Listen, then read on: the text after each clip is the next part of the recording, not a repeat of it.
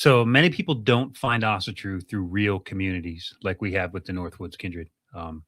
They find it through loud internet voices, shallow spirituality, or toxic gatekeepers. And today we're going to tell the truth, what Asatru really is, what it really isn't, and why clarity matters. They stole the tongues from our ancestors. They burned the god poles and sacred groves. They buried the bones of our ways under stone churches and foreign thrones. But the old ways didn't die. They hid among the traditions that live on still today. Gothi Bodvarr Gydia Skogul are husband and wife, souls bound for over 3 decades. Walking the old road in a modern world, we live our faith out loud through kinship, ritual, and real talk. No gatekeeping, no dogma, just the work, the wisdom, and the way home. This is the path to remember who we are. This is the Northwoods Kindred Podcast. Welcome here. Today, we're going to define Asatru beyond the internet distortion of it. By the end, you will understand Asatru is an actual religion, not an aesthetic, trend, reaction movement, or political toy. Political toy. Woo! Hitting right there from the beginning, right? Yep. All right. So most people basically just experience Asatru through bad representation, right? And a lot of times that's how they find us, is they're like, hey, I saw this thing. What is this about? Or one we see often is, my fill in the blank sister, husband, brother, son, family member is Norse pagan. And all I can find is this shitty organization. What is this about? Right. We get that sometimes. Yeah, too. we do. Yeah. I mean, social media really rewards the extreme people out there, not accuracy. That's a fact. We see that a lot because that's what social media is a game of attention. Yeah. Right. And the attention goes where the drama is in most cases. And, there's no more accurate representation of that than the TikTok. Oh, TikTok. So YouTube's not great either. No, it's not. It's not. But, you can settle into a couple of channels that probably illustrate things that you like or kind of clock in with your mindset. But on TikTok, your favorite creator might be the devil next week. Everything. That thing shifts like the winds. So the desert winds blowing to and fro. Yeah, which makes many people think that Asatru is just like memes and costumes and angry ideologies and like that. Yeah. Oh, the anger gets loud too, doesn't it? It's so angry. But you're right, though. So when people come in, they don't really know what Asatru is, and that's why they shy away from it. And they just call it whatever they want to call it. They give it a separate name. They just give it. They don't understand what it is, so they don't want to be associated with it. Right. Because it looks ugly and evil and mean and loud and racist. Yeah. Yep. And that never really was what it was. So the name Asatru actually was borrowed from the Asatru Fegilith in Iceland, which is actually the first that I'm aware of. It's the first state-sponsored Asatru religion. So they're way ahead of us in the respect that, for one, they were the last place to have it when it was what it was. And they were the first place to welcome it back legally and as part of the culture, right? Even us, we're supposed to have like religious freedoms here in America. That's not really true. Not unless you're Christian. Not unless you're you're free to practice within these 5 different religions. Yeah. Right. That's kind of how it works. But the sincere seekers are just trying to find real faith behind all of the fluff and the cosplay. And that's where a lot of people come and find us. And they're like, what is this? What is this? I heard Asatru meant this. I heard Asatru was just for skinheads, or I heard Asatru was something else. And it's like, oh, that's not really true. So the actual name was, and I forget the guy's name. It was in Sweden in like the early 1800s. And he was doing like a study of it, and he defined the religion of people who practice, which for one tells you that in the early 1800s there were still people practicing long before Guido von List and all that other bullshit, right? It means that in the early 1800s there was at least enough people practicing where a poet or a scholar would want to define it as something, and they defined it as Asatru, I think it was Asatru, which Asatru. I guess it's just linguistics. And the idea was to be true to the Aesir, or believe that the way that I read it, it was believe in the Aesir, or believe in the gods. Aesir meaning gods, or the Norse gods, right? Mm-hmm. Not specifically the Aesir versus the Vanir versus the Jotun or whatever, right? It was just like belief in this particular sect of mythology. That's essentially what it was defined as. So the reason that I like to embrace the term of Asatru is, one, because I think Iceland's getting it right. Mm-hmm. I think Iceland's getting it right. And for two, it's the oldest relative term that doesn't go back as far as Fornseidr, which is the old way, but we don't practice the old way. I don't practice the old way. No. You know, I don't live in a Viking village and grow my own wheat, and I don't. So it's not 100% the old way. If we do a blot de Frey, it's to thank him for the prosperity in our life, not for the harvest, because we didn't harvest anything. Right. What, we get cucumbers or radishes or something? If we're lucky. If we're lucky. So we try, but but it's a different lifestyle. So I don't think that Fornseidr, it may be true or feel right to some people, but it doesn't feel right to me. Mm-hmm. Asatru feels true or correct to me because of where it originated with. It was just a belief, or at least a seeking truth in that is the Norse gods. I mean, that's the way that I interpret it as. And we get a lot of people here asking us about this kind of stuff, and I try to tell them, but it's hard to undo years of misinformation. And with the internet, the funny thing with the internet is you can find a cognitive something that specifically supports your cognitive dissonance, and at the same time find something that makes you wrong. Like, it doesn't matter what side of the argument you're on, you can find something that supports that argument no matter what. Right. So are we really growing, or are we just niching down so fine that no argument holds any relevancy to us? So that's not really the way to build community. And Asatru is absolutely community centered. Mm-hmm. From my experience. Yeah, it's not some Viking hobby that a lot of TikTokers like to make it out to be. Yeah. Yeah, a Viking hobby. Yeah, well, it's like a hobby. Yeah, it'd be like a hobby spirituality, a hobby, it's not a lifestyle. Yeah. It's a lifestyle game, I guess. Yeah. It was like a lot of those rendezvous that Gothi Haken goes on, or used to go on. He would go on these rendezvous, and people would dress up time period and they would go back and cook and have a good time. It was a hobby. Like, yeah. He wasn't running around. He didn't think he was a Civil War soldier. Nope. Right. Yeah. Or a mountain man doing a rendezvous. Yep. And he didn't think he was going to go trapping beaver when the rendezvous was over. Yep. Right. Yeah. Right. It's a hobby. Yeah. And so there's a lot of people that do that. They go to Ren fairs and stuff. And a lot of people that do that also practice this way. Yes. But a lot of them know where to draw the line. The line isn't drawn in costume. It's drawn in belief. And it's drawn in lifestyle, and how you embrace essentially the people that you come in contact with in your daily day, your day-to-day reactions. And if you can go to these Ren fairs and these different festivals and stuff dressed as how you feel, that's how you find your people. Yes. I mean, we found our people. We did. People found us. We do. And some people ask us, like, are you going to this fair or this thing? And it's like, well, we don't really go to those. And it's like, why don't we go to those? Yeah.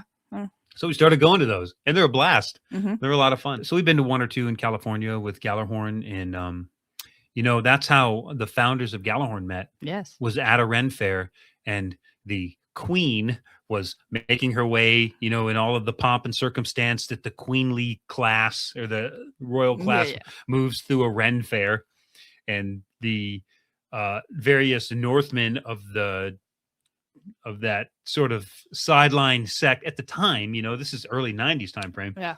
So there's all these fringe groups, and one of these fringe groups is like the Viking reenactor types. And every time the queen opens her mouth to speak, they blast their sounding horn.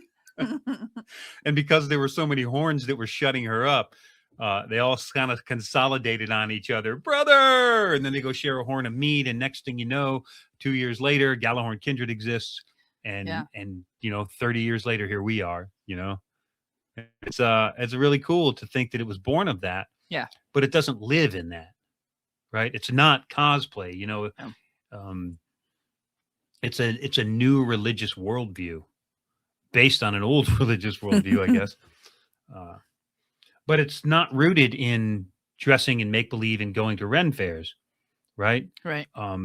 It's 100% rooted in a living practice, and I think that's what we try to show. I feel like that's what we try to show. Yeah, I mean, it's rooted in a living practice, and I think that's what we try to show when we do our gatherings and we film our rituals. Yeah. And I think we find a pretty good balance of it when we film our rituals, so that everybody that's at the ritual is in the ritual, but we still find a way to capture moments of that so that we can give it to other people to say, look, we live this. This isn't cosplay. This isn't a structured video. We don't have producers on the side and lighting, and we have a phone. Yeah, one phone. And I just think they don't notice me anymore, just going around, and I've never been told like, hey, you were really in my way. Yeah. Like, I can't see what Gothi's doing because you're standing right in front of him. I've never had that. They're in their own space with whoever it is we're, invited into to bloat. Mm-hmm. And that's really cool. For me, that gives me a lot of freedom to move around. I've even noticed it with guests who would come in, and you'd be like, hey, we film our rituals and stuff like that, and then, we always talk to our guests afterwards, and we're like, hey, what did you think of it? How did that experience match with other previous experiences and rituals? And, cause we try to get some data, right? Mm-hmm. And one thing is like, how did you feel about the camera being there? And they're like, oh, you guys filmed that? And it's like, yeah, Angel was running around with the camera the whole time, or Skogul, depending on what name we're using. Yeah. I think we talked a little bit about names and personality last episode 43. Yeah, we'll go into more of that later too as we talk about things. But we both have different personas, and yeah, depending on where we're at, what we're doing. Yeah, right. Mm-hmm. But but the point is, like, people sometimes they don't even notice. No. They know you're filming. They've already given approval for it. They're okay with the idea of it, but it's so part of the scheme of things that they don't even notice. They're so enamored by the connection that's happening for everybody, and being a part of it, and hearing other people's words, and hearing how people feel about the gods, because you can speak freely, and some people cry and break down, and some people laugh and get a big chuckle, and it all depends on the relationship that you have with that ritual, and with and what led up to it. Like, well, I might talk about this amazing moment I had making a knife and thank Heimdall for the inspiration to craft this beautiful piece of art. And I might be jolly and happy about it. And somebody else might be like, crying, saying how well Heimdall's lessons taught them how to get through this life event that happened, and it all happens because it's a living spirituality. Yeah. It's not a scripted, structured, hell, this fucking thing's more scripted than a bloat, Right. Yeah.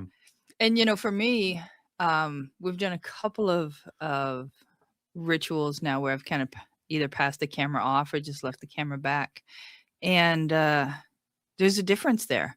I've gotten so used to being present in ritual with a camera that when I don't have that camera, I wasn't as present as I felt I could have been. Yeah, but I know what you're talking about. And sometimes that's necessary because, like we said before, we in the previous episode, sometimes we have different structures when we do ritual. Our rituals it's not dogmatic, so it's not always structured the same. But sometimes I'm number one and she's number two, right? Sometimes she's number one and I'm number two. Sometimes it's just me. Sometimes it's just her. It depends on the ritual. And in this particular event, I needed a number two, so you passed the camera off, so you could be my number two in the, my support in this ritual. And there were multiple aspects of support in that ritual too. Yeah. Yeah. And sometimes another kinsman can do it. Sometimes another Gothi can do it. And sometimes I can just adjust and do it all myself. But But like a diesel bloat, like that's on her. Somebody else has to film it because she's leading the diesel bloat. Yes. Right. Yeah. So sometimes we have to give up our jobs too. So there's nothing written in stone, right? But it's all really basically just centered on this reciprocal relationship that we have with our kindred and the gods and the ancestors and the land and everything as well too. Like it's all kind of a give and take, and we all just have to stay fluid and flexible and just kind of rise to the occasion, whatever the occasion looks like, right? You know? Yeah. I mean, it does require a certain level of maturity. Yeah. Yeah. That's true. Yeah. I mean, Take especially notes, like TikTok. yeah, right. Sorry. Yeah, we bag on TikTok pretty good, but I mean that's what it's there for apparently. Yeah. Yeah, maturity and integrity too, like just ritual integrity. Like I think as long as you go into it with the right mindset, you know, why you're there has a lot to do with how it turns out. And if you go in there, if your why isn't pure, then the ritual isn't either, right? Yeah. If we're going into a ritual, I realize that might be a little vague, but if we're going into a ritual and the only purpose of doing the ritual is so we can get footage to make a YouTube video, the ritual won't touch anybody. It won't touch anybody that's there, and it won't touch anybody on the internet. But if our why is because we need to thank Heimdall because we had some hard lessons learned, and we're very grateful for him helping us through it and giving us, you know, the mental and testicular fortitude to get through it, right? And we want to thank him for that. That's an emotional moment, and I think that they can feel that too. Yeah. So the why is important. Yeah. Right? I think every ritual we go into, there is definitely a couple of us like super deep into the emotion. Yeah. Yeah. And that's not some scripted thing. Like the public perception doesn't really do the spiritual reality a lot of justice. Not always. I think sometimes it does. I think sometimes when you watch the videos, you can feel the emotion. Yeah. Especially like that diesel bloat you did when you did that. Oh, that was a rough one. Yeah. Yeah. But like you were walking between worlds on that thing. I was. And I think that you was could an feel amazing moment, and something that still kind of sticks with me.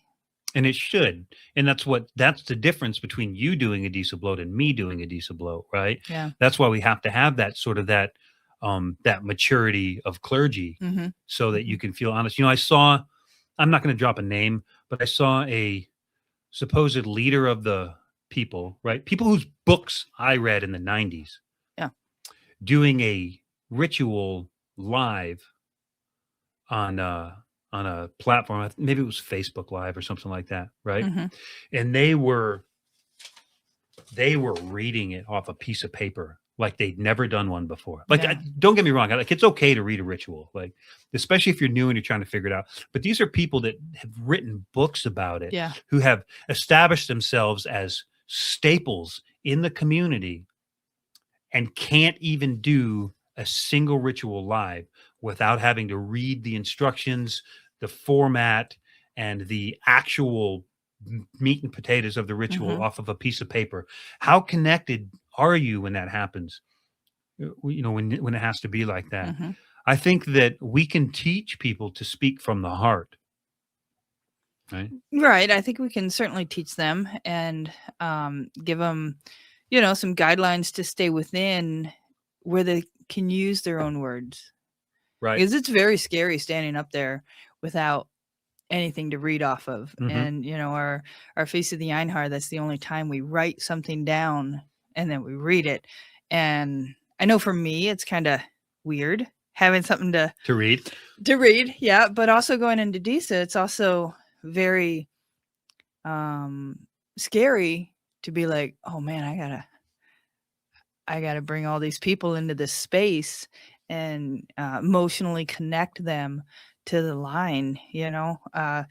So there's a lot of pressure there, and I know you know that pressure. Oh yeah. I don't feel it so strongly anymore, but like one of the pressures I have is the pressure you feel is like, what do I say? You feel like, what am I going to say? Am I going to be able to come up with something, or am I just going to stand there and look stupid? Right. But I find that what more often happens is people don't know when to shut up. Right. Yes. I find it where it's so easy to just keep going. People keep talking. And it's like, You have to respect everybody else's time there Mhm, too. mhm. And so there's a fine line between not being able to say anything or not saying enough and saying too much. Yeah. There's a point where you have to know that everybody's waiting for their turn. Eyes are glassing over, and you're taking people out of the moment because you're talking too much. Yeah. And you're not giving them they're feeling it as welling up. And they got something to say, but they can't say it because you won't shut up. So I think there's a point there too where you have to realize that you're talking too much, like I'm doing right now. Yep. So I feel it. so And on the flip side of that too, you also have, well, I don't think you have it as much now as you did, 20 years ago when we were going to All Things and stuff like that. You have the bravado of people standing, and it's just loud and obnoxious, and it's ridiculous. It's like, you don't have to yell at the gods. Like, they can hear you. yeah. Yeah, You asked them into your space. So to be so over the top, like, reel it in and, become vulnerable in front of the gods and people. Yeah. I mean, it's okay to be vulnerable. So yeah, I think that's one. When people sit in our circles, I think they just naturally fall into a vulnerable place. mhm. And some people don't know how to handle that because they've never felt safe like that before. Right. And one of the things that we do in our rituals is, like, we have the hot seat. So we have, like, our veteran heathens sitting in the hot seat so they can start, and they can open up and show our guests and our new people that this is a space that you can kind of let down a little bit of guard, and people are going to they got you. It's safe. Yeah, they got you. Yeah. Yeah. And they'll see it too, because, somebody will tell a story and everybody will kind of give a little giggle, right? Even bloat, stumble, it doesn't matter. People give a little giggle to their story, or maybe there's that one moment where everybody like throws out their little one-liners, Yeah. like, oh, that was a good one, man. I remember that, just something quick and without holding a sideline conversation, but a support is what it is. And there's times where people open up and they're like, I just can't handle it anymore. And it's like, everybody's giving them hugs and shit. And we're like, okay, we'll get back to the ritual, but this is important. Yeah. We have to support our kinsmen first, right here, right now. Yep. When they're vulnerable, they have to be supported, and then we'll get back to the ritual. Right. Yep. So that happens too. Neither one of those are what I'm talking about when I talk about talking too much. No, I know that. I just want to throw that out there, that was another side that we have dealt with in our practice. Yeah. And that was, like I said, 20 some years ago. And when you have half a dozen of them, it's really hard to become vulnerable with everyone else. Yeah. And that's where, having your people and your kindred and your unit so close is where that matters. Yeah. And it only really works in person because now we've done online rituals. We've done rituals where people have participated online. Yes. And been a part of it. And they've always been good and respectful and supportive. But, everybody's saying, we're with you, bro. We love you. That is not a hug. Yeah, right? That is not physical contact. That is not person to person in the same space with the same, in the same emotion. But, in those live rituals that we've done, people have gotten quite emotional and quite vulnerable. And I think while it isn't a hug, they still appreciate knowing that they're heard. Right. They get a chance to speak without being cut off. And I know for you and I, it was quite surprising how much, online ritual, did for people. Yeah. Well, especially people that have never actually stood in a circle and done that sort of a thing before. I don't know how I felt. I wasn't opposed to it, but I didn't see any value in it when we first started doing it. I was like, well, let's try this thing. Right. But now if you look back, if you think about it, like, there are churches that exist only for online church, right? Yeah. Every Sunday they do this thing, and then they broadcast it to, 12 or 15 churches around the country, and they all watch the same sermon and the same preacher. It's all done digitally or remotely now. We live in a different space and time, and it's okay. And people get real honest connections. Yes. Remotely, right? Like, physically, I've never met Garboard, our mod on our Discord. but I love Garboard like a brother. Yeah. Right. And I know if I need something and I reach out, he's there. And if he needs something, he reaches out, I'm there. But we've never actually met because he lives in Norway and I haven't been back there in a little while. But we do have kinsmen that have met him. Yes. And he's just as fantastic in person as he is online, from what I understand. Yeah. Right. Yeah. And I have no reason to doubt that. He's an amazing person. And that's proof that you can build valuable relationships online. And when you build a relationship with someone online and they leave, right, it hurts just the same as if somebody walked out of your life. Yeah. It hurts bad. Yep. Someone that you've never met in person, that you've built this relationship with, and you poured your heart out and you've shared your intimate details, and they're just like, f you, I'm done. That hurts, right? So there's a lot of value in this internet connectivity that we didn't see before. And I think that Asatru needs to embrace some of that. Yeah. I mean, it's certainly not what we expected when we went online, years ago. Right. We expected just, here's some videos, here's some cool this is what we do. We didn't imagine the connections that we can make with people we've never met. Right. Right. And I think that it might even just be something with just the modern world, is that people are more free to be who they are online than they are in person. Yeah. In person, people are protective. They're guarded. They've been hurt. But online, they're free to be whoever they want because they can just invent a new persona tomorrow. Yeah. Right. They can just burn their accounts and start a new account, burn all their online fake friends and start a new one. And so it's safer, I think. But when you get really connected to someone, it hurts. It hurts the same. Yeah. Right. I mean, even though they're like on the other side of the screen, like real people need real religion. Yeah. And you forget that on the other side of that screen is a real person. Yeah. Well, I don't forget it, but you're right. It's easy to forget. Yeah.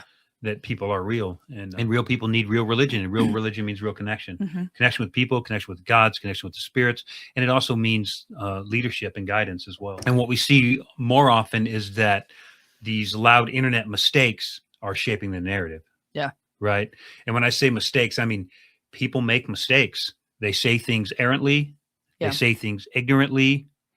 And sometimes they even recognize that what they said was not right, correct, true, useful, valid, or whatever. But they are so hardened in their stance that they won't change it. And that shapes the narrative. Or they've been pushed into a corner.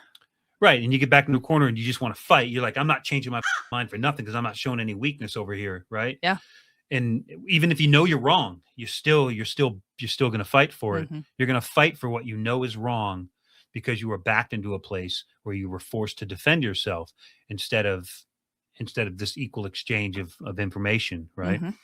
And the problem is, depending on the personality that you're in the conflict with and their social status based on how many viewers they have or how big their channel is, right? The conflict, you can be absolutely right and be on the losing end of the conversation because they have a following and you don't. Yep. And all their drones beat you up in your comments. They beat you up. They report your pages. We've been a victim of that a lot. And it doesn't anymore affect us personally. Yeah. It just affects the performance of our channels, right? Yeah, we reach a lot less people because of it. We reach a lot less people, and then we have to waste valuable time trying to defend what shouldn't even have to be defended, right? No, we become very guarded on certain platforms and very closed off, just because of that reason. And you don't feel free to share as much as you used to. Because your stuff's just taken and twisted and yeah. So it's a tough world, but it doesn't. I don't think it represents like the wholesome, like the core of Asatru. No, and a lot of people they shy away from Asatru because they think that that's what Asatru is by that misrepresentation that's happening online. What it really means is it's true to the gods. I know it's Asa, but in some translations, As isn't just the Asir. As means the gods, right? Like the Almighty As means the Almighty God, or the Almighty As. Odin is referred to as the Almighty As. in some text, which would mean the Almighty God, Odin, not the Almighty Asir God, right? Right. But we talked about this last episode too, where we're talking about people subdividing the categories down, and Asatru's been broken up into so many subcategories. It's as a collective, as Asatru, it's barely recognizable anymore. Yeah. They're like, just give Asatru to the racists, and then everybody else will take that, except Iceland, because Iceland gets to be cool because they had it longer. Yeah. If we don't step up and take that back, like that's where it's going to be in 10 years. Like that's all it's going to be. Like we have to take Asatru back. Yeah. And that's one of the critical failures with like online Asatru or modern Asatru representation is that the loudest voices are usually the least competent. Right. Facts. So like there are some organizations, there are some personalities that are the least competent. Now they might be competent in one area. Yeah. And because they built a following in that area, now they have this perceived competence in all areas that surround it, but that's not true, right? Just because I can make really good knives doesn't mean I know about metallurgy. Right. Yeah. A metallurgist can come in and just talk me down, but if I got a giant following and I'm like, no, man, no, you heat treat at this temperature and martenite and and start using a bunch of stupid buzzwords that people don't understand, but they respect your authority as the celebrity in the field, then the person who's actually competent loses any authority or perceived competence because somebody who has a bigger following shouts them down with misinformation, and the misinformation becomes the law. Yeah. Right. Yeah. I mean, social media, really does have this authority, and it replaces any real experience in anyone's practice. Like, because we've seen it on YouTube. You can start a channel, grow to 50,000 followers in your first year of even being on the path. Now you're this mega authority that everybody's looking to for advice, and you don't know. You probably haven't even read any of the primary sources, or maybe one or two, maybe a couple of books by people who are just telling you how to think, modern books that just on bestseller list. Yeah. They're written just to tell you how to think, not to give you information to make your own decisions. And it's all just based on following. Who are the people following them? A bunch of other people who also don't know what's going on. Right. Right. And we see that there's a lot of really, really smart people. I feel they want to know what's going on and do the right thing. There's like on TikTok, don't get me wrong, there's some really, really brilliant people. There's people with history degrees, there's archaeologists, there's folklorists. There's a lot of people who are really smart and really good at what they do, but they don't have the followings. Or the loudest voices. Or the fanciest costumes, right? Or the biggest aha gotcha moment, Yeah, because that's really what it is. So it's just shallow spiritual content that's diluting the meaning of everything, right? Yeah. It's not even. I'm reluctant to even use the word spiritual. It's content. It's shallow content masquerading as spiritual content. That's what it would really be, and it's diluting the meaning of all of it, and it's silencing the voices that know better in favor of those with cult followings. Right. Yeah. And we know where cult followings get you, right? Yeah. Turn on your Netflix and watch How to Become a Cult Leader. That's ridiculous. I got through like the first episode of it. I can't get through it. It's fucking horrible. Is it? I might have to watch that at work. It's horrible. It's horrible. Well, maybe the second episode, because it was the Jim Jones is the last one that I got through. So we all know what happened there, right? Drink the Kool-Aid. That's where that term comes from. Don't drink the Kool-Aid. Don't drink the Kool-Aid. Nobody's a messenger.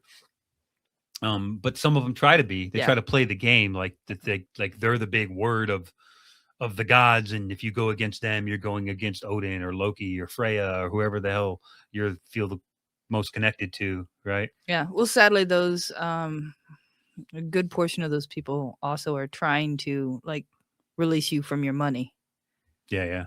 It's an identity hobby instead of a lived faith, right? Oh, yeah. Identity hobby. So, that they dress up, that's their identity.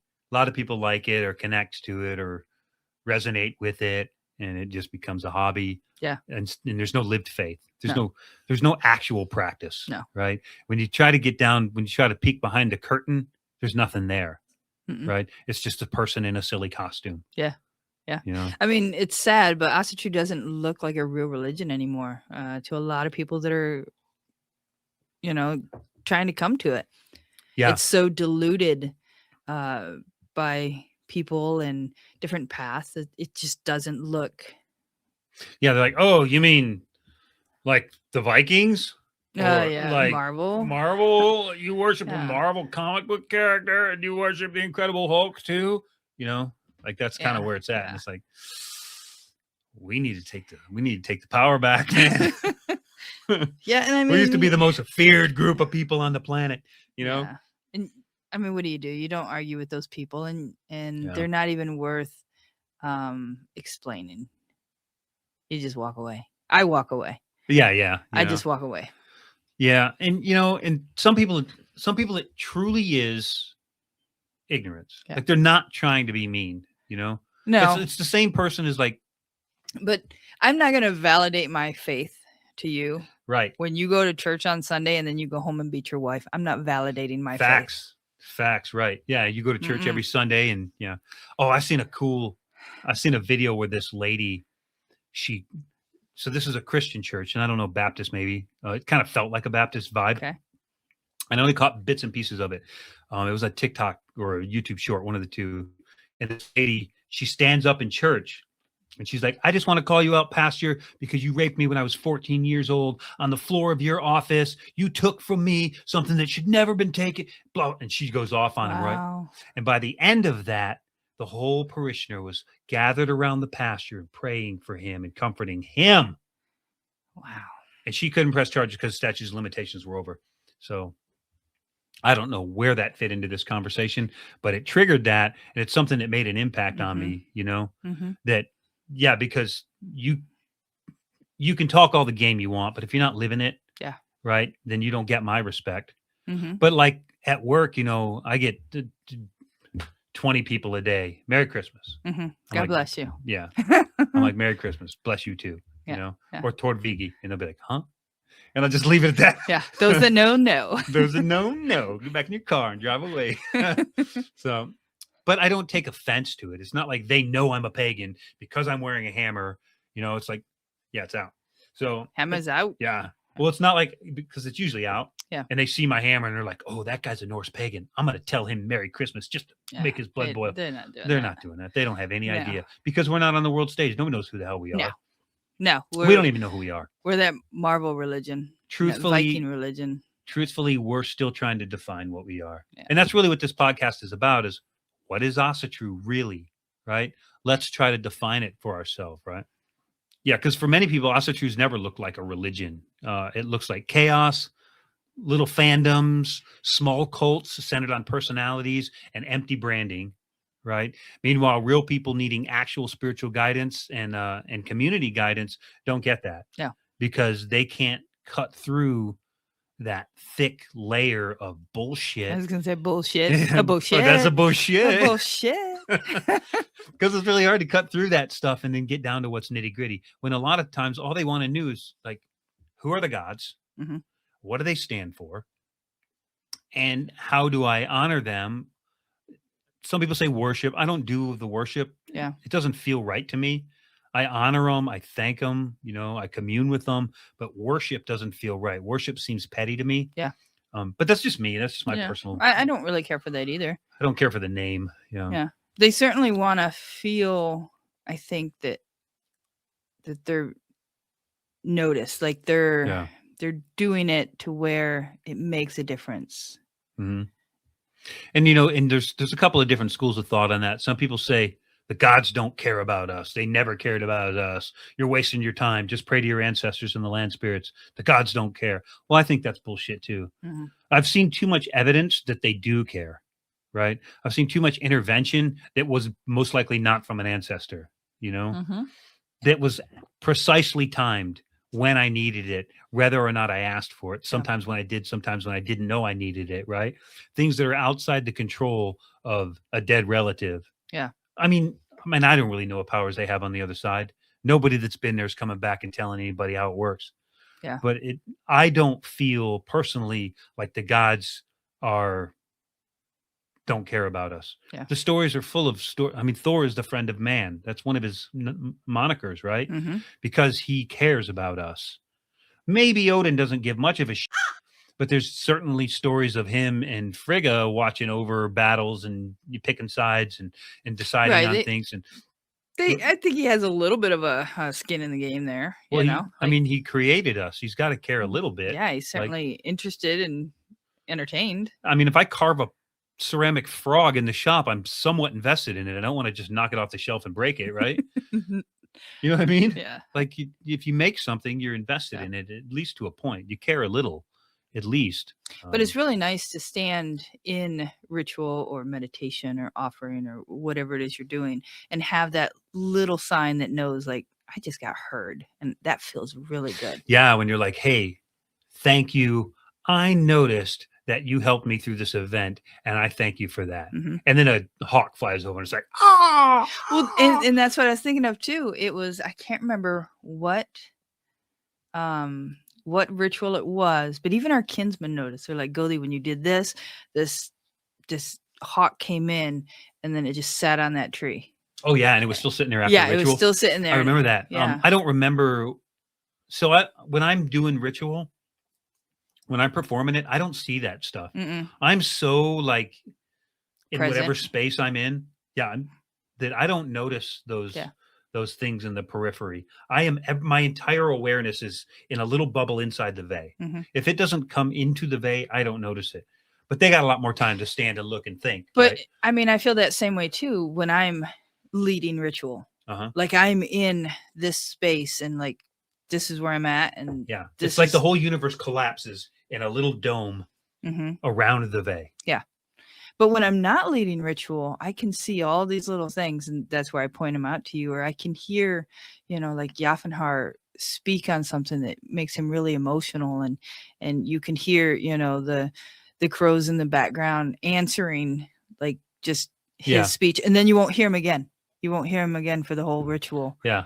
And that's just really amazing. Well, and that can be the land spirits, It can, yeah. It can be the farm protectors, the Garvords. The Garvords. Yeah, look that up. That's what it means. But it can be that too, right? But when we open a ritual to Heimdall, and by the end of the ritual, there's a freaking rainbow on the horizon, like that's got to be more than coincidence. Yeah. It has to be. It's more than just walking down the street and being like, oh, look, a raven. Yeah. Sometimes a raven is just a raven, right? But when things are timed specifically with your expectations, that's different. It's not a coincidence when it's timed with an expectation, right? Yeah. That's living religion right there. Right. Yeah, it is. Yeah. And that's Asatru to us. That's Asatru to us. That can't be Rocketru or generic Norse paganism or generic paganism or heathenry in general. To me, that's Asatru. That's true to the Aesir. That's a relationship between us and the gods of our mythologies, right? Mm-hmm. So, I don't know how else to explain it than that, but we certainly should define it. I think so. I mean, I think probably most recently, people are starting to actually treat Asatru as a real religion more so than they have in the past. And I don't know if that's just because people's tolerances are better now. People are more tolerant of other people's way, whether they be LGBTQ or someone practicing a pagan faith from a culture that's outside their own. I think people are just generally in the mindset of like, you do you, boo, and so in that, when somebody says, I'm Asatru, I pray to the Viking gods. Like, okay, sounds legit. I'm Catholic, they don't care. I think there's a little bit more tolerance, which gives it a little bit more legitimacy, but we haven't structurally defined it really well yet. So how can anybody else understand it? Right. How can that Christian on the corner understand it? Does your kindred have a relationship with the local church? Do you help with the fundraisers and food drives? You're still just people helping people. Who cares who you Yeah. pray to, right? Yeah. You're still just people in a community helping people in a community. Yeah. And a lot of these people, I mean, they came from the church. Mhm. They came from trauma at the church and they left the church, but there was community at the church. And now they're just looking for other leaders. Yeah. To bring them into that community that they're looking for. They're wandering the desert for 40 years, maybe. Maybe. Hey, correlation isn't causation. So, but I see what you mean. Yeah, they left something that there was a community. So even if there was if it was a trauma-based relationship, they're still lacking something by not being there anymore, right? They're looking for something to fill that hole, and that hole was a community. Even if it was a dysfunctional community, it was still other people, right? Connection of some sort. And you look at how many times like victims stay with their abusers. Oh, right. Yeah. They stay with their abusers because that's what they know. That's what they're familiar with. And, a lot of people that leave the church from trauma, it's like, oh, maybe I should have stayed because I at least had community. I had people to talk to. Right. Now now they don't have anybody that helps them but there's circumstances in life that you get from your church, right? You have rites of passage. Yes. Maybe you don't have a baptism, but they don't know anything about Asatru because anytime we try to teach somebody, we get shouted down about it, right? Right. So there's no namings because they say that's Christian, even though it's not. There's just no Asatru. There's no no rites of passage rituals. Our ancestors didn't do rites of passages. They didn't get married. Well, marriage wasn't a relationship with the gods. It was it was a social contract. Well, yeah, technically, but it's not anymore. Yeah. Now it's a relationship. Yeah. It's a social contract swore before the gods, right? Right. So that's where some sort of formalized clergy program helps with this. Rites of passage. Funerals. How many people have contacted us to help with funerals? Yeah. I can't fly over the country and help people, but I can send them an outline and say, this is how you do it. Well, there's so many people now, I think, that are just searching on social media for how do I do a funeral? They find us because we'll get that download every once in a while. And it's like, it's kind of sad when that download comes. Yeah, because if somebody downloaded a funeral one, they're getting ready to do it. Yeah. Yeah. And, I would hope that anyone that downloads the funeral one, feels comfortable enough that they could contact us if they needed a little bit guidance on that. Yeah. Because it's a hard one.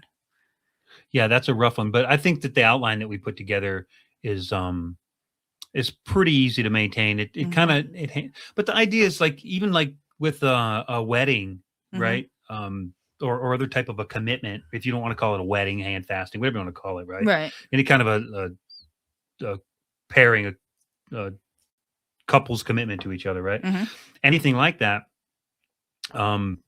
they're not for us, right? They're not, as the clergy, right? It's not my wedding. Right. I'm just officiating it, right? It's not my funeral. I'm just officiating it. So I really have to talk with the people who I'm doing it for and officiate it according to their wishes. Like when I did that wedding for Aaron and Stephanie in the grotto in the cave, right? I didn't do that a way I would want to be married in that cave. Right. I did it the way they wanted to be married in that cave. And I counseled them on some of the old traditions, and they liked some and they didn't like others. And when they put together their own wedding and they put together their own costumes for the wedding, they put together what they wanted, and we worked out what my role was in that. Yeah. And it turned out to be a really, really great wedding. It was beautiful. And I think we had a video of that or something. We do have a little bit of it, right? And that was cool. But that wedding wasn't for me. And I certainly wouldn't say, if you got to do an Asatru wedding, you have to do it this way. You have to do these things, rites of passages, the way that the person needs them to be done. I don't even say want. You counsel them. Yeah. You give them information, and ultimately it's their decision to tell you how you can best serve them. And if your ego's too big to let that happen, then you probably shouldn't call yourself clergy. Right. Right. If you're like, no, I can't do it. I have to do it this way. Or I won't marry a man and a man. I won't do it. It's against my. Then you shouldn't be clergy. Yeah. Right. If you have to impose your own personal beliefs on someone else's life event, you shouldn't be the person performing those life events. I mean, that's my personal opinion, and I can't force that on anybody. But I think as a clergy person, you are there to serve them and provide personal guidance, right, and give them what they need. And sometimes they don't know what they need, so you counsel for that, right? Right. It's like and 50% of the job. Yeah, and it goes along with that. It's just basic grounding during crisis too. Yeah. When people are in crisis, you don't tell them how you solved the problem in the past. You don't one up them with your fucking poor me story, right? Right. You listen.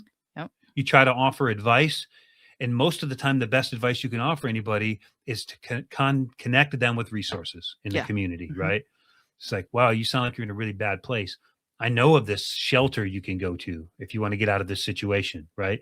Or I know of these people you can talk to, and maybe those people are a Christian church, right? Maybe they're the ones that have the resources that we need because we're not established, right? No, and we So also it helps to pay. It pays to know those people. It does, and sadly, I think there's a lot of heathens out there that might not be so generous or full of grace to people, down on their luck.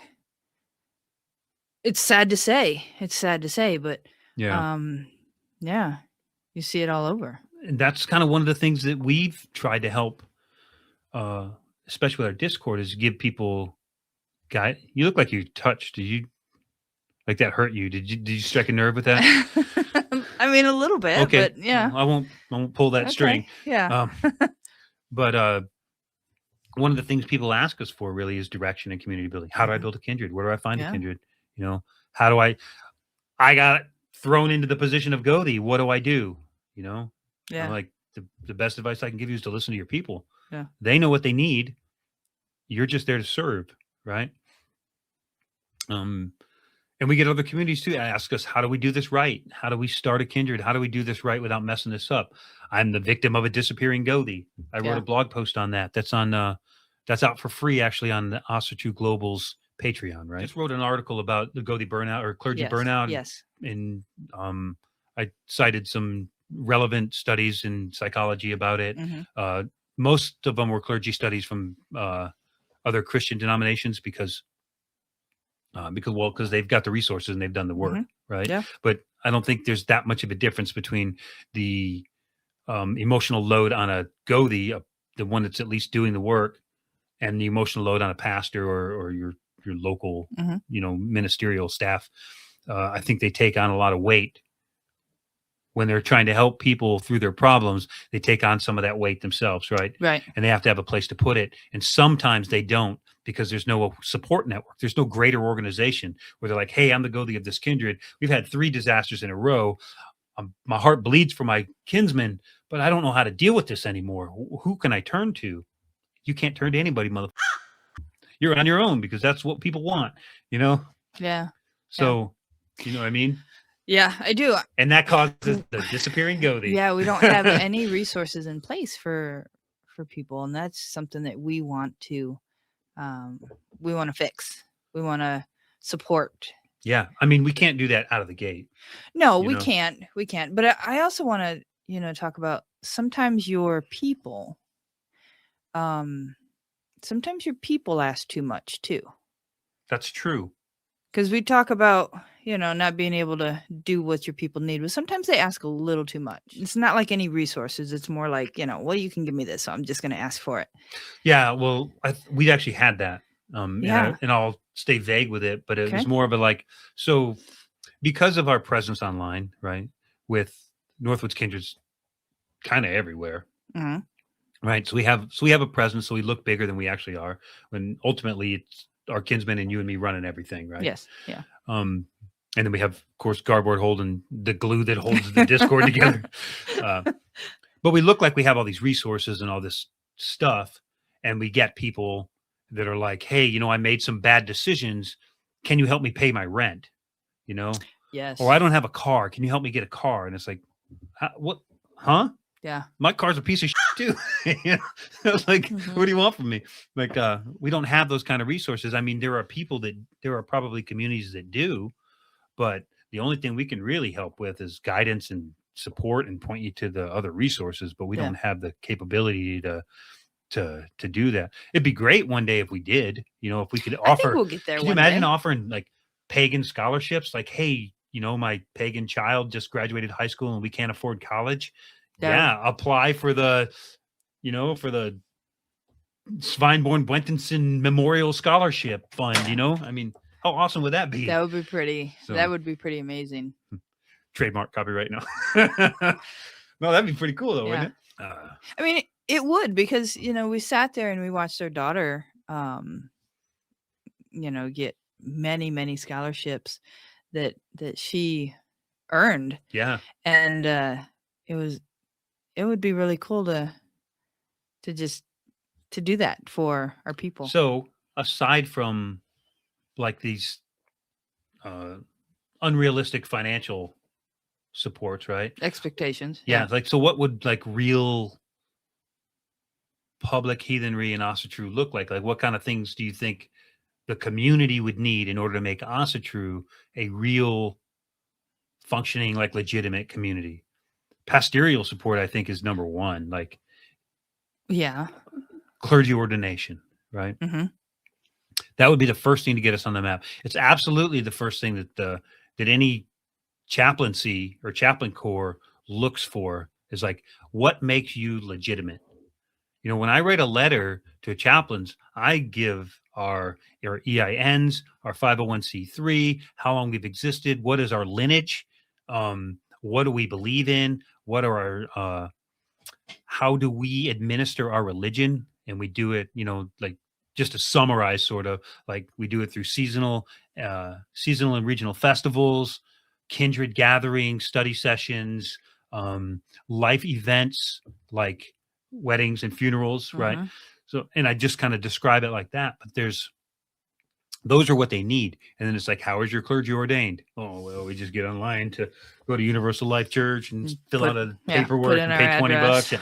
So that really delegitimizes the entire process. Everything. So, yeah. So if you have a parent organization that says, oh, we train our clergy in house, or, I mean, it takes more to get ordained in the Church of the Dude, doesn't it? Yes, because it's funny, because my very first ordination ever was in like 2012 or 2013, and it was the Church of the Dude, the Church of the Latter-day Dude, right? And the symbol of the church is like a bowling ball with a yin yang on it. If you don't know the Big Lebowski, then you should. But I mean, sadly, this is, but it was a legit ordination. Yeah, like, you can perform weddings under it. You get a card and everything. It's legit. You're ordained in the Church of the Dude. Which is more than, sadly, what a lot of these organizations that offer your ordination with them. The Asatru Alliance had been around since either the late 70s or mid 80s, somewhere. I think probably the mid 80s, because it was when the original AFA split. Then there was the Asatru Alliance, and the Troth came out of that, right? And then later on down the road, AFA came back, and somewhere in there, the Edenic Rite was born also. So talking about old organizations. Okay, but Asatru, who cares? Yeah. Asatru Alliance has been around for a long, long time. Yeah. Right? Valgard just died last year. But the Alliance still exists, and it's not even bigger than it was in 80. No, it's smaller than what it was when we were in. Yeah, like, it's teeny tiny. But they do not have a legitimate ordination process. Nope. So the leaders of, and they might now, but they certainly didn't before. They're a 501c3, and the leaders of the kindreds that are Asatru Alliance kindreds get a letter of recognition, a letter saying, we recognize you as the Gothi of such and such a kindred. And that's as far as it goes. So if you are the Gothi of an Asatru Alliance kindred, you still have to seek an outside organization like Universal Life Church or the Church of the Dude in order to get legal representation, so you can file yourself with the county clerk house and perform a wedding for your people in your faith, because your faith organization doesn't support it. That is ridiculous. Yep. In other news, well, and then you have other organizations that, I mean, they make you pay like with your time and your effort and your money, and it's like, my friend's getting married like next week. Like, this is like, I just need credentials, right? Yeah. And so I don't know where we're gonna go with this, but we're gonna try to make it a little bit easier. And I'm more concerned about ethics than knowledge of the lore. Mm-hmm. So basically, this just forces a decision. We can either continue to pretend that Asatru is just this casual, willy-nilly religion, or we can let those that want to pretend go off and call it what they want to call it. Mm-hmm. And then Asatru can be the accredited, formal, structured, supported community that it needs to be. Yeah. Are we the ones to build it? I don't know, but I'm certainly willing to help anybody else that wants to take action. I'm certainly willing to try. Yeah. Because the last 30 years we've been waiting. Yeah, because Asatru really is a functional, living religious path that's grounded in tradition, but it's not frozen in history, right? No. It's grounded in it. It comes from it, but it has to evolve and live in the world that we live in right now. And it's still built on reciprocity and obligation, mm-hmm. right? We're obligated to our communities to do the right thing and to be there to support and build communities. And we do that through reciprocity. It's a give and take the whole time. Right. I mean, Asatru is definitely centered on community relationships. That's at the core, is the relationships. Yeah. And then our communities are fractured. They are fractured. And we can't be a community centered religion and then fracture our communities on every single dividing line that we can find, right? Or else we're nothing. We're just a bunch of random individuals, right? Random pagans. I actually wrote an article on that also, which is on our... Oh, yeah, that one got you. Yeah. So there was a study. It's a psychological study, and I don't remember the people's names. I had the documents in front of me when I wrote the article, but go to... Is Asatru Global? It's Asatru Global Patreon, and all you have to do is be a free member. I think I started to explain that a second ago when we got sidetracked. Yeah. So the way that Asatru Global, our Patreon, works is you can donate money if you want. Certainly, we appreciate it. It helps us to pay for the digital hosting that we're involved in while we're building and doing all that kind of stuff. But you don't have to. So everything that's there is free to free members. So the one that I was just talking about was a social experiment that was done by a couple of psychologists. They did it in the San Francisco airport. And the reason they used an airport was because it's one of the few places where you can go where culture doesn't matter, right? You don't feel bound to blend into the local culture like you would at a coffee shop or at a pizza parlor or, Chuck E. Cheese's or a Walmart parking lot or whatever. Yeah. It reminds me, our last airport, we were sitting across from a nun. Oh, right. Yeah. Yeah. So in an airport, everybody's transient. And they bring with them their culture and they leave with the same culture and they're not bound by any social norms other than just don't be a right? Right. And even then, that's negotiable depending on where you're from, right? If you're French or whatever. So they did it in an airport because it wasn't bound by any cultural norms. And what they had was this like a quick 10 question questionnaire. The questions don't matter. They're irrelevant to the study. The questionnaire, they had a row of pens laid out. And so I think the way that it went was they're like, hey, if you'll come fill out this quick questionnaire for us, you can have a free pen. Just select your pen, fill out the questionnaire, and then, go back and catch your flight. Because they had to make it quick because people sometimes in a hurry, right? Yeah. So they sampled a wide variety of populations, from Indians to Asians to Americans, Europeans, all that kind of stuff. And what they found was people that come from cultures that value individuality above all else, like an American culture, would generally they were 4 or 5 pens, and they were all identical except one was a different color. It was special, like a red pen, and the other ones are blue or whatever. Ink was the same color. Everything was the same except the color of the pen. It was the standout individual pen.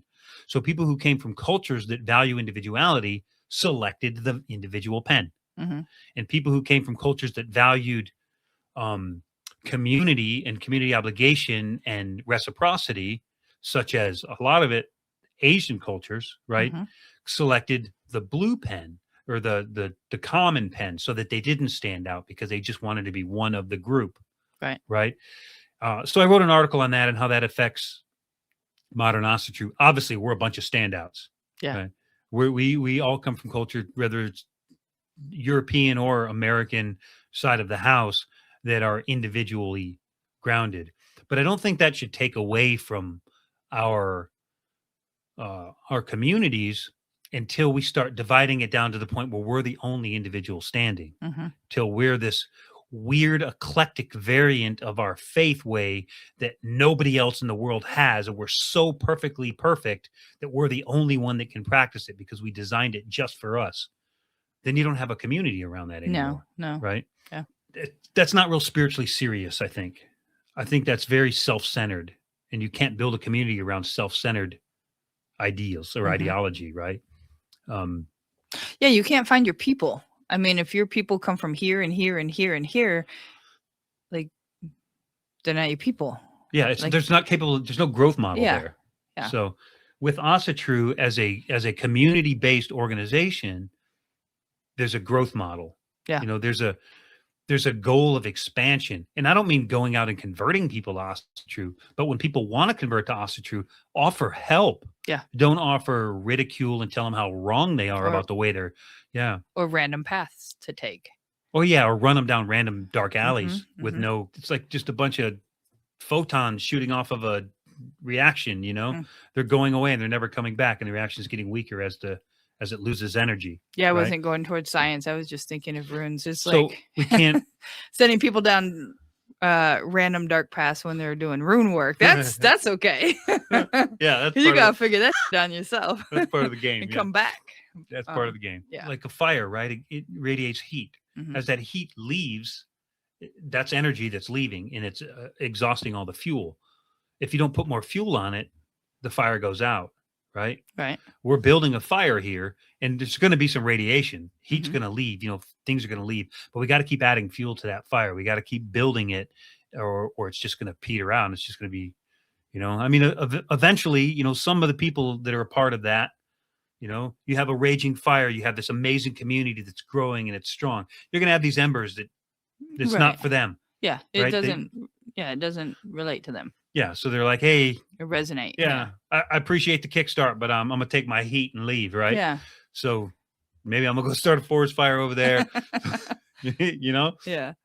So that's what happens is just a lot of times people come into the path and they get dragged away from it or chased away by people who continually say you're doing it wrong. Yeah. Right. And I think if you're telling people you're doing it wrong, then you're doing it wrong. Right. I see what you did You there. see what I did there? I did. Good. I did see what you did there. Cool. Hey, if you want to bag on me about that one, put it down in the comments. I'm cool with that. So what it's not, though, is it's not just like an edgy identity badge. No. It's not like, I get to be Asatru. Look at my badge. I mean, on TikTok. Sometimes it is. Yeah. But even the Thor's hammer isn't really a consistent, relatable symbol. Yeah. Some people refuse to wear Thor. I don't even pray to Thor. I don't want anything to do with Thor. Well, it was really a symbol of the people as a protective emblem. Well, doesn't matter. Nope, they don't. I only wear a tear rune, or I only wear a crystal, or man, nobody cares. Like, do your thing. Don't make it an identity crisis. Yeah. Just wear whatever the hell you want, and don't make it your identity. Asatru can be Asatru if you're wearing something else. And they're wearing things that has nothing to do with Asatru, but they're claiming Asatru. It's like, oh, my pentagram is Asatru. I wear this pentagram because I'm Asatru. That's part of the kind of the debate I had with the military, was that it was being co-opted a lot by non-Asatru or non-Norse pagans. They were just eclectic heathens. Oh, with the because beard. they wanted the beard and long hair. Yeah, so they're like, I'm Asatru. Yeah, I don't pray to any Norse gods, and I have what do they call them? Kettle parties or cauldron parties. So they have cauldron parties, and cauldrons are cool, but it's not Asatru. It's right? not Asatru. But they claim Asatru in name only, so they can have a beard. Yeah. And so I take offense to that, because we're actually trying to build something that's relatable. Yeah. It's not a political activist group, right? It's not this shallow spiritual sampler plate. Right, it's like a charcuterie board. Yeah, it's like a god charcuterie board, right? You got some whites over here and some Disa over here, and there's a collection of gods sitting around this corner of the charcuterie board, and there's a bunch of Greek gods over here, and you just get to sample and select whatever you want. That's not Asatru. It's paganism. Absolutely. Yeah. It's valid in the world of heathenry. Absolutely it is. It's just not Asatru. Yeah. And it's just not what this path is centered on, the Norse gods. Right. Right. Those that are within us, those are without us, the gods that run the world, the gods that motivate us from our hearts, from our family lines, those that we're related to, those that we venerate, but they're all of the same mythology. Yeah. Right? They're all connected to the same folk soul, I guess. Yeah. I kind of don't want to get too deep down the whole folk soul idea, because then we start getting into Jungian folk paths, and we're already getting long in the tooth here. Yeah, and we start getting down into that whole Germanic identity. Yeah. World War II mumbo jumbo. Like, there's a lot of dark paths to go to, but I don't think we can ignore the fact that it started somewhere. Yeah. Right. Mm-hmm. That's not where it's at anymore. Everything starts somewhere. Christianity started in the Middle East, right? And it's worldwide. Yeah. We started in Northern Europe and Scandinavia, and it's worldwide, just not as big. Why don't we just feed that fire, man? Throw some fuel on it. How awesome would it be to be part of the largest, most recognized, most authentic, accredited pagan path on the planet, right? That would be pretty amazing. Which I think is pretty much owned by Wicca right now. They're organized. Yeah. They don't have dogma, but they do have structure. Mm-hmm. They have some semblance of unity from coven to coven. Mm-hmm. At least it looks like that from the outside looking in. Since I'm not a part of that, I'm on the outside looking in. It looks like they're organized. Yeah. We look like a bunch of rabid dogs. Yeah. Fighting over a bone. Yeah. Over scraps. Scraps. Yeah. So this is really just about taking our faith seriously, taking our community seriously, and taking responsibility to that community seriously. We can't remain in permanent adolescence, right? No, I mean, we're really looking for the competent leadership and ethical standards. Like that's really big that we need. If we want legitimacy, that's what we have to do, right? Yeah. And we need ritual legitimacy too. Like these, when you say, "Oh yeah, we honor the North," oh, you sacrifice humans? No, you moron. That's murder. Right? That's not religiously I know protected. you just dealt with that like a week ago. I mean, this is where we also need some religious maturity too. Like, right. Grow up. Yeah, right. Religious maturity. Absolutely. Like, don't make me put you in the corner. We have to get beyond like internet trends. Yeah. It isn't a TikTok dance routine. No. Although it feels like that sometimes. But it looks fun. It does look fun. So, yeah. But I think we deserve to stand on our own 2 feet as a spiritual revolution, right? As the next evolution of our folk way from our ancestors. Everybody that came before us worked really hard to keep it alive. Yeah.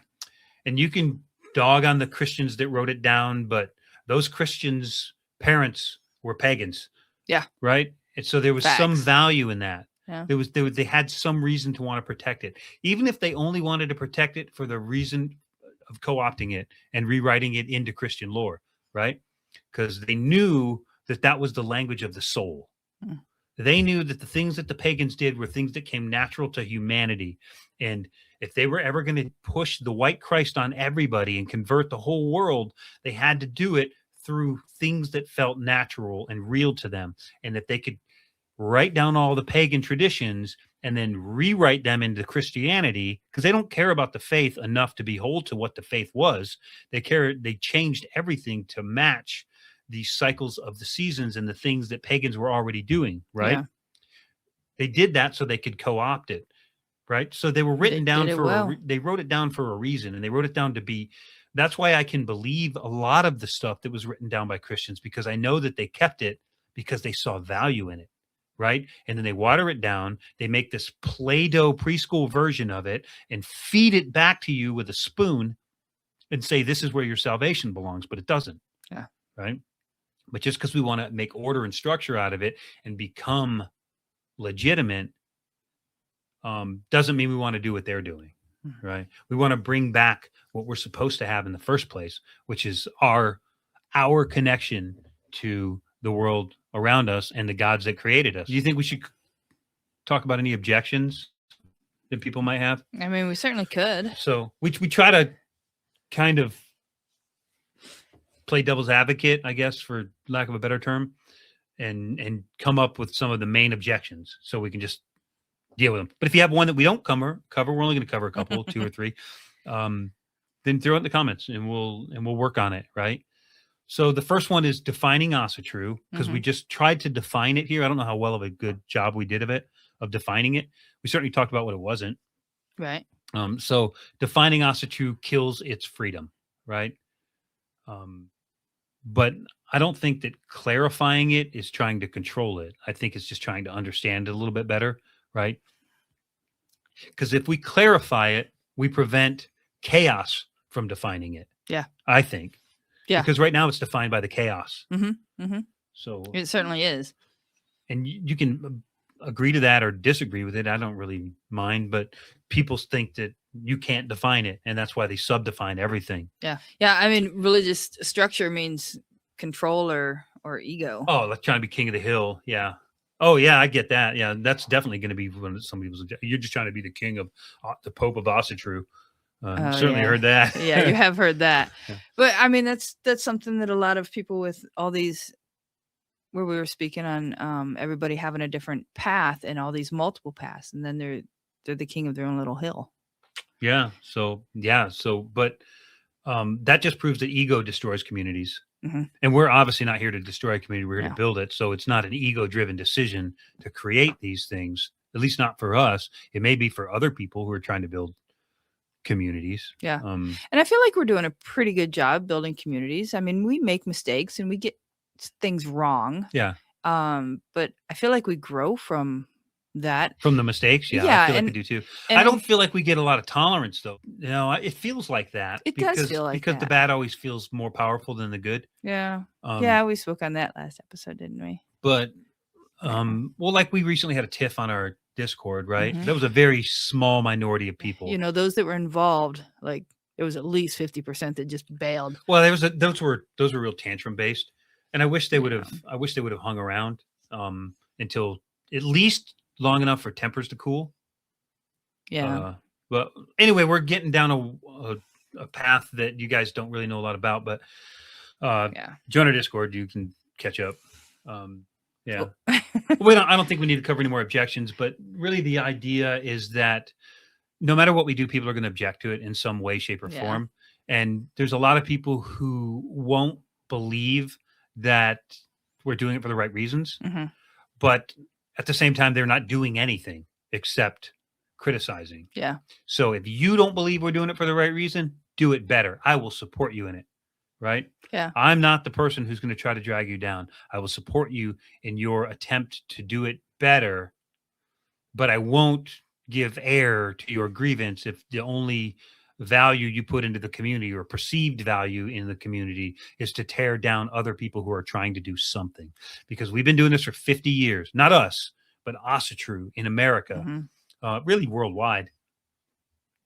You know, I mean, like, becoming something. Obviously, it's been around. It's never actually left, but for 50 years, it's been in America. It's been a growing sort of a way, and we haven't made any progress at all. No, I don't feel like we have. No, not at all. I mean, more people kind of know the name, but if anything, we've done more harm than good over the last 50 years. So anything we do that's different than what we've been doing is an improvement, or at least it cuts down another potential failure path, right? Yeah.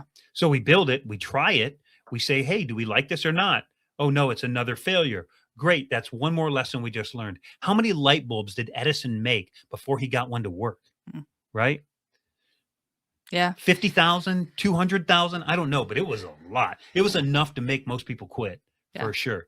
And I'm sure he had his little haters in the background too. Oh, yeah. And, you know, that kind of gets to me sometimes. You know, it's like, well, we're trying our best, and it's like, something. You know, what are you doing? Like stirring the like pot? Support us, get behind us, like, you know. So that kind because I really challenge, like, I mean, we've been called homophobe, transphobe, you've been called a lot. racist, misogynist, bigoted. Mm-hmm. Christians are calling us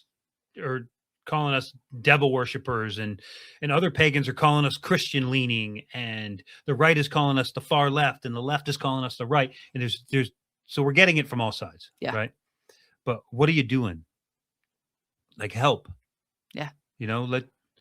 Just build something. We'll support it. Yeah. Right. But of all of that, of all the name calling, I challenge, who have we hurt? Right? Did we hurt you? Put it in the comments. I bet you won't see any comments saying we hurt you. There might be one saying we had a disagreement about this or that, but really dig in. Really dig in and think, did we talk bad about you?